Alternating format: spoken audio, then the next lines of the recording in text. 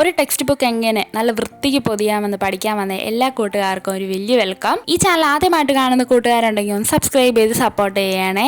ഇതുപോലെ ഒരു റോള് നിങ്ങൾക്ക് ഇഷ്ടമുള്ള ടൈപ്പ് ഓഫ് റോള് മേടിക്കാം. എന്നിട്ട് ഈ പേപ്പറുള്ള ഭാഗം ഒന്ന് കട്ട് ചെയ്ത് മാറ്റുക. അതിനുശേഷം നമ്മൾ ടെക്സ്റ്റ് ബുക്ക് എടുത്തിട്ട് ഇതുപോലെ നമ്മൾ കറക്റ്റായിട്ട് നമ്മുടെ ടെക്സ്റ്റ് ബുക്കിന് എന്തുമാത്രം വേണമെന്ന് ഇതുപോലെ ഒന്ന് മാർക്ക് ചെയ്തെടുക്കുക. അതിനുശേഷം ഇതുപോലൊരു സ്റ്റീൽ പോലത്തെ സ്കെയിലോ അല്ലെങ്കിൽ അതൊന്ന് സിസർ വെച്ച് കട്ട് ചെയ്തെടുക്കുക. എന്നിട്ട് ആ റോള് മാറ്റി വെക്കുക. ഇനി നമുക്ക് പുസ്തകം പൊതിഞ്ഞ് തുടങ്ങാം. ആദ്യമായിട്ട് നമ്മൾ ഈ കട്ട് ചെയ്ത് രണ്ടും കൂടെ കറക്റ്റായിട്ട് ഇതുപോലെ ഒന്ന് വെച്ചിട്ട് നമ്മുടെ നഖമാണ് ഇനി യൂസ് ചെയ്യാനുള്ളത്. നഖം വെച്ച് ഇതുപോലെ ഒന്ന് വരഞ്ഞ് വിടുക. എന്നിട്ട് നമ്മുടെ ഫസ്റ്റ് പേജ് തന്നെയാണോ എടുത്തതെന്ന് നോക്കിയിട്ട് ഇതുപോലെ ഒന്ന് എടുത്ത് നല്ല പോലെ ഒന്ന് വലിച്ച് പിടിച്ചിട്ട് എടുക്കുക.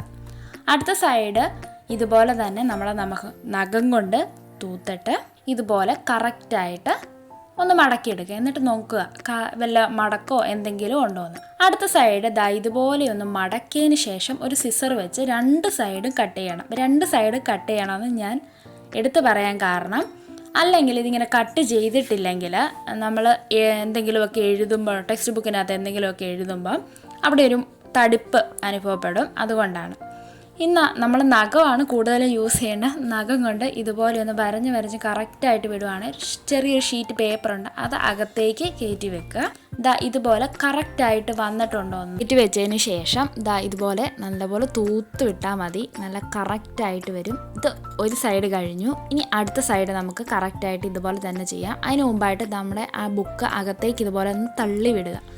അപ്പം നമ്മുടെ ഈ സൈഡ് ചെയ്തത് നല്ല കറക്റ്റായിട്ട് പെർഫെക്റ്റായിട്ട് വരും. ഒരു തടുപ്പോ ഒന്നും ഉണ്ടാകത്തില്ല.